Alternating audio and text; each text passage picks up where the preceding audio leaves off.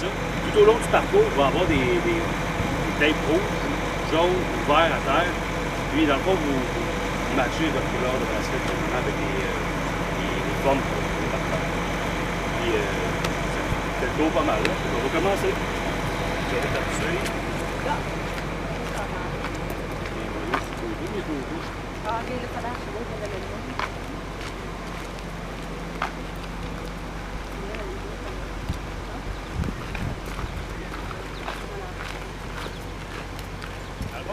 Shawinigan, ça fait une centaine d'années dans le fond que c'est une ville qui est viable, qu'il y a du monde qui habite ici, qu'il y a l'industrie qui est là, puis ça marche dans le fond si on veut. Là. Ça a tout commencé par les chutes de Shawinigan.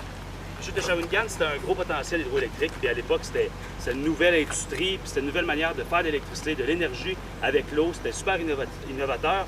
Puis le gouvernement du Québec met en vente ces chutes-là. Pour un total de 60 100 $. C'est un gros terrain, puis tout le flot de la rivière, si on veut, là, qui est mis en vente d'un coup. C'est la Shawinigan Water and Power qui achète ça.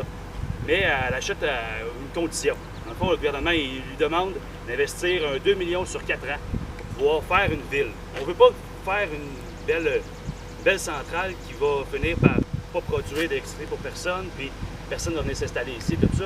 On lui demande qu'on veut une ville qui ne va pas finir comme une ville fantôme, par exemple, dans les villages miniers et tout ça. Là. On veut quelque chose qui va fonctionner et qui va durer des centaines d'années. On le voit, ça a fonctionné. Aujourd'hui, Shawinigan, c'est une belle ville, tout marche bien. Mais dans le fond, il accepte le défi. Pour faire ça, ça va prendre des investisseurs. On ne veut pas juste avoir une centrale qui va fournir à une ville, parce qu'il n'y a personne qui va venir s'installer ici. Ça prend des emplois, ça prend du monde qui viennent.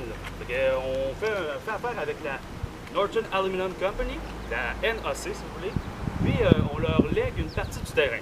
On lègue une partie du terrain tout simplement pour qu'ils puissent faire eux-mêmes leur électricité pour alimenter l'aluminerie.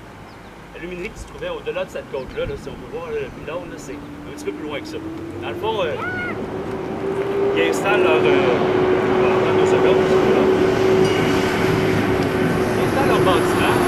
Ils mettent en place leur technologie pour faire leur électricité. Puis, ils ont accès à l'eau de la rivière via l'entente dans le fond pour signer avec la Shawinigan Water and Power. Là, si vous pouvez me suivre, je vais vous montrer quand on va être un petit peu plus loin. On voit le tuyau d'acheminement d'eau qui amenait l'eau de la rivière Saint-Maurice directement à la centrale de la RAC. On va même pouvoir aller marcher dans les conduites qui acheminaient l'eau dans le sous-sol. C'est intéressant.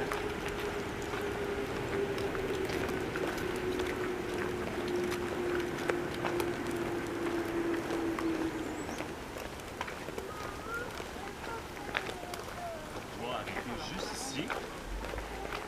Si vous tournez de bord dans les fondations de béton, on voit un bâtiment là, on voit un beau gros trou de 12 pieds de diamètre. Ça faisait place à un tuyau qui acheminait l'eau. On appelle ça une conduite forcée dans le milieu. Puis, dans le fond, dans ce bâtiment-là, on s'occupe d'ouvrir ou fermer davantage des aubes, ou si vous voulez, des portes, pour pouvoir laisser passer plus ou moins d'eau selon la demande dans l'électricité, tout ça. Ça part directement de là, ça l'achemine dans le bâtiment qui est derrière moi. Puis, à l'époque, ça rentrait dans la porte verte qu'on voit. On voit toujours le même grosseur de trou, là, si on veut. C'est l'entrée d'eau originale. Après quelques rénovations, si on veut, là, on a changé l'entrée.